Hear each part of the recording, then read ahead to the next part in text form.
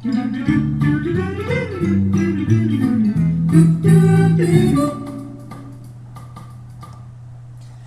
Amanda, it's Mike. Figured I'd make a quick YouTube video for you to help you out on learning how to use your new Canon XSI. This is actually my second take. The first one, I guess I took over 10 minutes and it stopped recording, so I'm going to do this much faster. Basically, here's your camera. You are pretty familiar, I think, with holding it and things like that. You know the basics, the camera body, the camera lens. But there's certain things that you can learn about your camera that is dramatically going to help you out in taking a photo. So I want to go over first a few terms with you and then how they apply to your camera. The first term that you should be familiar with is what we call the ISO. ISO is the sensitivity of the sensor on your camera. Basically, it allows you to take pictures in sensitive situations where it's low lighting. The higher your ISO, the lower light you can use your camera in. Problem is, the higher your ISO, the lower the image quality becomes. So really on a Canon, you only want to stay around an ISO of 100 or 200. Now you know. Second two things that you should be familiar with are the aperture and the shutter of your camera. The way a camera works is basically there's this shutter and it has a hole in it, and when the shutter opens and closes, it basically allows light into the camera through the lens onto the image sensor. The faster your shutter, the less light comes in. The slower your shutter, the more light. And with the aperture creates kind of like a hole in the shutter, and the lower your aperture, the more light comes in. The higher your aperture, the smaller the hole becomes and the less light that comes in. If that confuses you, replay this. So how does that apply to your camera? First off, you've been using your camera mainly on what we call the green square function, or the pre-programmed function on your camera. That's really great if you want to use your camera as a total point and shoot. So I can use it right now. It tells me I need a flash.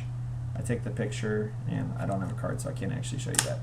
But anyways, it works for the most part, and traditionally you'll probably get a relatively good photo on this. But not always. Sometimes it uses kind of ridiculous ISOs and you end up getting really bad image quality. So you might want a little more control.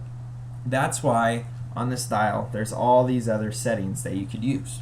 So the first setting that I want to go over with you is called the shutter priority. Basically, if you're ever in a situation where you have a really low light and you need to take more light into the image, you should go to the shutter setting. It's called TV right there. And what it allows you to do is it allows you to select a different light setting for your camera, meaning the shutter can be open longer.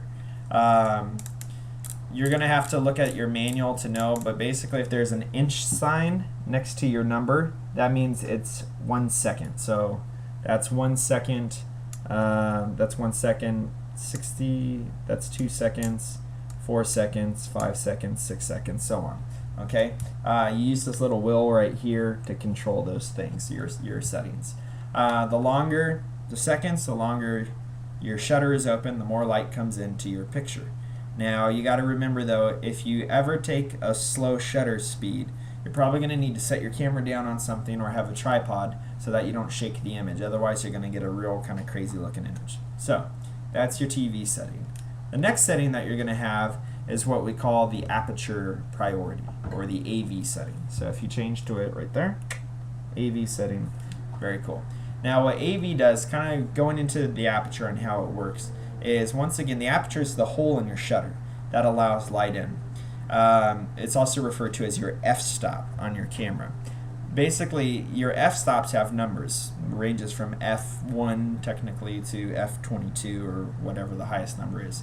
The lower the f number, so if it's like an f2 or an f3, the bigger the hole is in your aperture. The higher the number, the smaller the hole is. And obviously, the bigger the hole, more light. The smaller the hole, less light.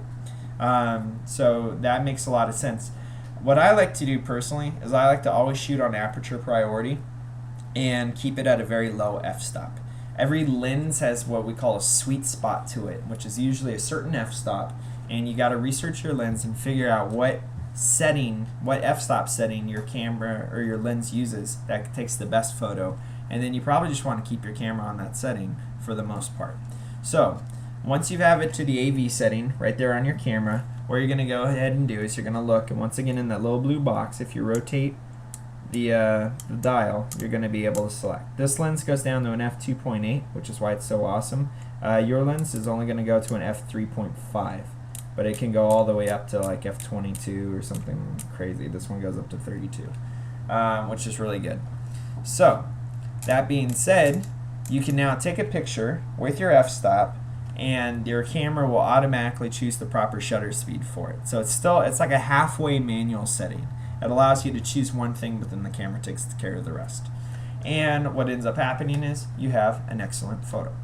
So for right now, I think that's all you kind of need to know. Those are the real basics.